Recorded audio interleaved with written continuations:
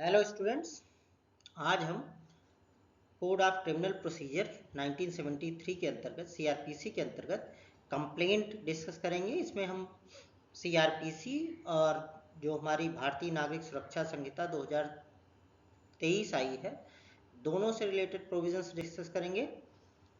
तो आइए स्टार्ट करते हैं। कंप्लेंट को हिंदी में परिवाद कहते हैं। तो कंप्लेंट को सीआरपीसी 1973 के सेक्शन 2D में डिफाइन किया गया है और भारतीय नागरिक सुरक्षा संहिता के सेक्शन 2E में डिफाइन किया गया है। कंप्लेंट की डेफिनेशन देखें तो सीआरपीसी का सेक्शन 2D या भारतीय नागरिक सुरक्षा संहिता का सेक्शन 2E कंप्लेंट को डिफाइन करते हुए कहता है कि complaint means any allegation made orally or in writing to a magistrate। Complaint एक एलिगेशन है, एक आरोप है जो कि ओरल फॉर्म में हो सकता है या रिटन फॉर्म में हो सकता है और जो कि किसी मजिस्ट्रेट को किया जाता है with a view to his taking action under this संहिता। सीआरपीसी देखेंगे तो वहाँ पे ये वर्ड कोड यूज किया गया है और भारतीय न्याय संहिता में यहाँ पे संहिता यूज किया गया है। तो और कंप्लेंट मजिस्ट्रेट को इसलिए की गई है ताकि वो सीआरपीसी या जो भारतीय नागरिक सुरक्षा संहिता है उसके प्रोविजंस के अकॉर्डिंग एक्शन ले।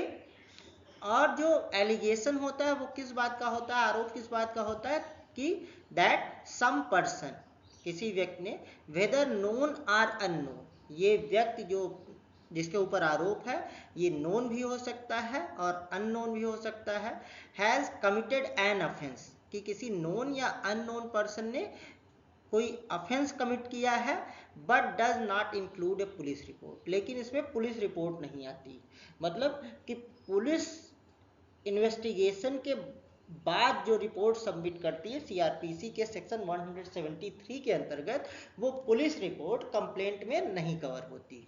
पुलिस रिपोर्ट के अलावा अगर कोई व्यक्ति रिटन फॉर्म में या ओरल फॉर्म में मजिस्ट्रेट के सामने ये आरोप लगाता है कि किसी नोन या अननोन पर्सन ने कोई ऑफेंस कमिट किया है और वो मजिस्ट्रेट से ये अपेक्षा करता है कि वो सीआरपीसी या भारतीय नागरिक सुरक्षा संहिता के अकॉर्डिंग एक्शन ले, तो ऐसे एलिगेशन को, ऐसे आरोप को हम कंप्लेंट या परिवाद कहते हैं। 2D में एक एक्सप्लेनेशन अटैच्ड है, या जो भारतीय न्याय संहिता है उसके 2E में एक एक्सप्लेनेशन अटैच्ड है। ये कहता है कि a report made by a police officer in a case with disclosures after investigation, किसी पुलिस ऑफिसर द्वारा की गई कोई रिपोर्ट जो कि इन्वेस्टिगेशन के बाद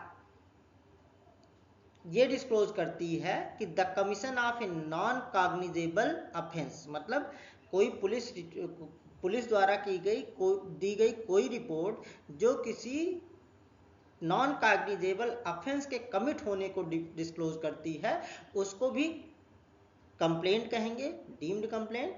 और पुलिस ऑफिसर ने जो रिपोर्ट दी गई है उसको डीम्ड कंप्लेंट कहेंगे और पुलिस ऑफिसर जिसने ऐसी रिपोर्ट दी है उसको डीम्ड कंप्लेनेंट मानेंगे।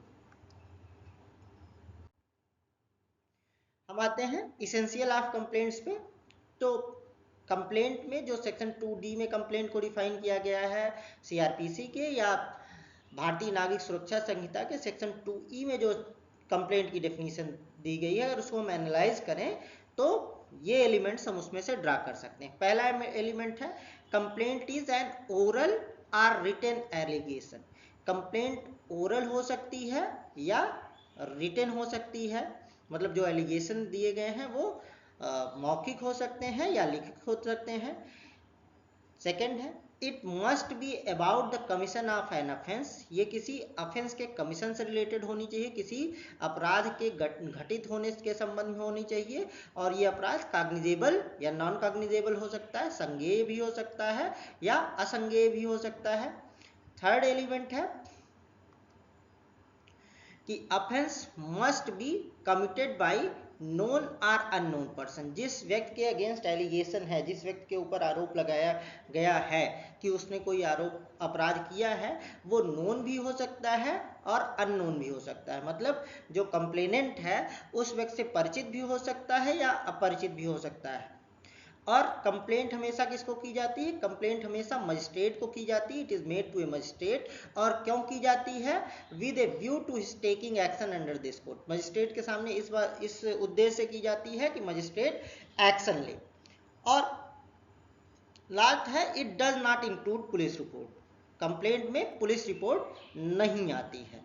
तो हम कह सकते हैं कि कोई भी व्यक्ति जब लिखित या मौखिक रूप में मजिस्ट्रेट के पास ये शिकायत दर्ज कराता है कि किसी नोन या अननोन पर्सन ने, किसी परिचित या अपरिचित व्यक्ति ने कोई कॉग्निजेबल या नॉन कॉग्निजेबल ऑफेंस किया हुआ है और वो एलिगेशन इस उद्देश्य से लगाया गया है ताकि मजिस्ट्रेट उस पर कार्रवाई करे, तो हम इसको कंप्लेंट कहते हैं।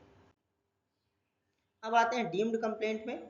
तो सेक्शन 2D CRPC या BNSS भारतीय नागरिक सुरक्षा संहिता के सेक्शन 2E के साथ एक एक्सप्लेनेशन जुड़ा हुआ है जो कि डीम्ड कंप्लेंट की बात करता है। तो ये कहता है कि अगर कोई पुलिस ऑफिसर अपनी इन्वेस्टिगेशन के बाद एक रिपोर्ट सबमिट करता है और उस रिपोर्ट में ये डिस्क्लोज होता है कि कोई नॉन कॉग्निजेबल ऑफेंस हुआ है, तो इसको हम कंप्लेंट कहते हैं।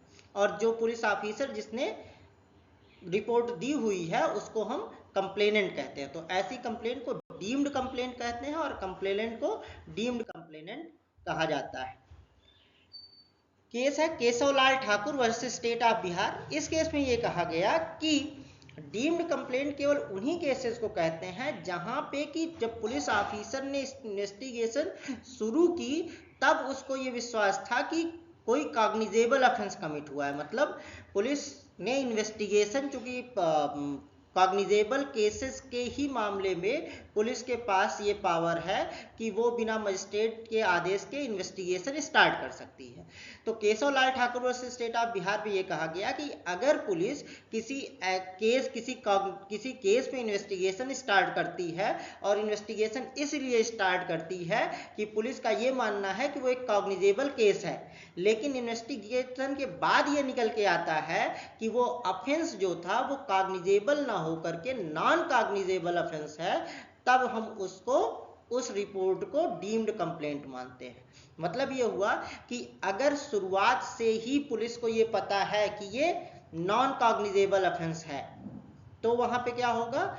वहां पे वो पुलिस रिपोर्ट पर ही वहां पे वो मजिस्ट्रेट के आदेश पर ही इन्वेस्टिगेशन स्टार्ट करेगी और मजिस्ट्रेट के आदेश से की गई इन्वेस्टिगेशन के बाद जो वो रिपोर्ट देती है वो क्या है? वो कंप्लेंट में नहीं आती है।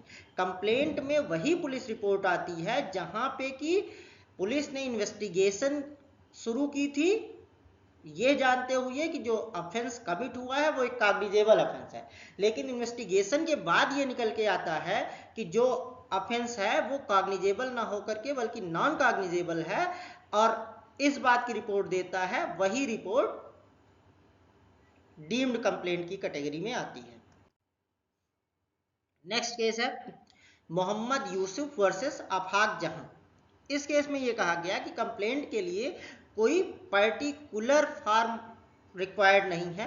कंप्लेंट किसी भी फॉर्मेट में हो सकती है और कंप्लेंट के लिए यह भी जरूरी नहीं है कि कंप्लेनेंट जो है वो एग्रीव्ड पर्सन ही हो। कोई भी व्यक्ति जिसको इस बात की जानकारी है कि कोई ऑफेंस कमिट हुआ है वो जाके कंप्लेंट कर सकता है। कंप्लेनेंट के लिए ये जरूरी नहीं है कि वो एग्रीव्ड पर्सन हो। मतलब कंप्लेंट कोई एग्रीव्ड पर्सन भी कर सकता है या कोई भी पर्सन जो उससे एग्रीव्ड नहीं है वो भी कर सकता है, एक्सेप्ट कि कुछ केसेस को छोड़ करके, जैसे कि CRPC के सेक्शन 195 से 199 तक में कुछ परिस्थितियां बताई गई हैं जिनमें कि कंप्लेंट केवल एग्रीव्ड पर्सन ही कर सकता है।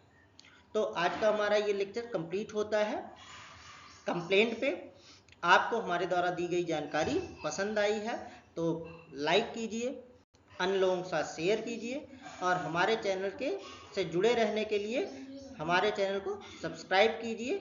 मिलते हैं नेक्स्ट लेक्चर में एक नए टॉपिक के साथ। Thank you.